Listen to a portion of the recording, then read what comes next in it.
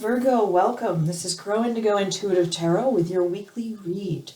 We're switching it up, and I'm going to try a different approach to try to spend a little less time with the shuffling on camera for you. This is a weekly read for Virgo placements, Sun, Moon, or Rising, and it's a general reading. So if you're not resonating with the energies that are coming out in the cards today, it's just not your reading. It's okay. It doesn't always work. It's a general reading, right? So it's not always going to be speaking to each and every one of you on the same level at the same time. We have for you this week the Hanged Man, the Queen of Swords, and the Nine of Swords. A lot of thinking going on for you this week, Virgo. I get the sense that you are needing a shift of perspective in order to work something out in your head, something that is just going around and around in your brain. You're just trying to look at it from every angle. You're trying to understand, trying to make a choice, trying to make a decision, trying to figure out what's right in a situation, because you're really feeling a little confused right now about what the right thing to do is. I was doing some reflecting before I started recording today out in the garden with the plants and repotting some plants that have been inside over the winter that can now spend some time outside. And so I was reflecting on what plants need. They need water, and they need sunlight, and they need soil. And occasionally they need to be repotted, right?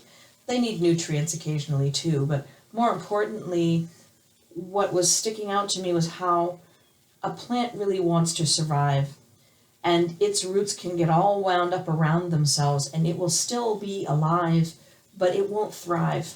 It won't be able to expand and grow and really flourish and express its full plantness, right? And so that's sort of what I'm sensing for you as well, Virgo, and for all the signs, really, that focus on growth and the need to grow and what do we need in order to grow. And I think for you, you need to shift your perspective. Pardon me, I was just burped there. You need to shift your perspective, but you need to be strong in your appreciation of your intellect, of your mind, because you have everything you need to make whatever decision lies before you. You are very much self-sufficient. You're very honest with yourself and with others. And so you have everything you need to make the choices that lie before you this week. Except perhaps that you're putting too much pressure on yourself. You're overthinking everything, and you're feeling the burden of that, the anxiety of that. The more you tell yourself that you don't know what to do, the more your mind believes that you don't know what to do. And it's really important this week, I think, to give yourself some space to shift your perspective, to step away from the cyclical thinking and being stuck in that not knowing, because you do know. You do know when you find a different way of looking at the fact set. If you perhaps look at it as if a friend was telling you the story, what would you tell your friend to do? If it was your favorite sibling or your parent who had brought this problem to you, how would you advise them? That might give you the shift of perspective. And then imagine it's a very small child who's coming to you with the problem. How would you advise them? How would you speak to them? Because you need to be careful now not to be too harsh with your language to yourself, is what I sense here.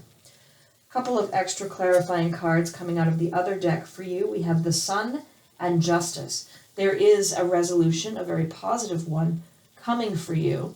And I think it has everything to do with you growing into this space of self-care, allowing your perspective on the situation to include kindness to you is what I'm sensing here. With the Sun, there is joy and there is a happy outcome. There is a sense potentially of material fulfillment and happiness as well. So if it's a situation where you're trying to take care of basic needs and you're worried in some way about not having access to a resource you need or not having enough, I get this sense here that you're not going to have to worry about that. That is not the issue at all. The issue is more this getting stuck in the overthinking, I think. With the Justice card,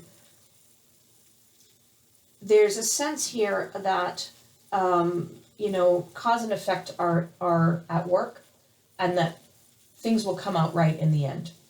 The truth is coming out that's supportive of you, that puts you in a better position, and takes some of this anxiety and worry and sleepless nights out of the equation for you. So that's quite good. Let's do one oracle card from the Sacred Destiny Oracle by Denise Lynn to finish off your reading for the week. What do we have for you, Virgo? We have release. Someone else got this as well. It's a beautiful card. It's this energy of letting go. And the imagery is of a fall tree with the leaves falling. Release. And I think it may have been the last reading I did. I was saying that it sort of felt coming into this year of 2020, that was the word that kept coming up for me, release. It kept feeling like that was perhaps a really relevant message for a lot of us. And the work of this year. So let's read from the book. When you receive this card, it is time to let go and surrender. Let go of situations, people, and objects that do not serve you. Let go of old, outmoded, self-limiting beliefs that drag you down. This is a time for stripping away superficial distractions until you reach who you are at your core. If you're holding on to the old, it is difficult for anything new to come into your life. Begin to clear your home and living environment of clutter. If you don't love it or use it, it is probably clutter. Clear it out of your space. It is time for a detox. To get ready for the new, you must release the old. And I don't know if you can hear my cat yowling in the background. I've locked her out of the room so that I can record, and she is not having it. So I apologize if that noise is there and distracts you. Thank you so much for being here, for supporting the channel. Every like, share, and subscribe helps the messages get out to more folks who might find them useful. And since this is something I do because I love it, not because it's my job, I really do appreciate your help in getting these messages out to more folks and helping to support the channel. So thank you. I hope that you are safe and well, and that your week is a good one, and that we'll see you next time. Blessings.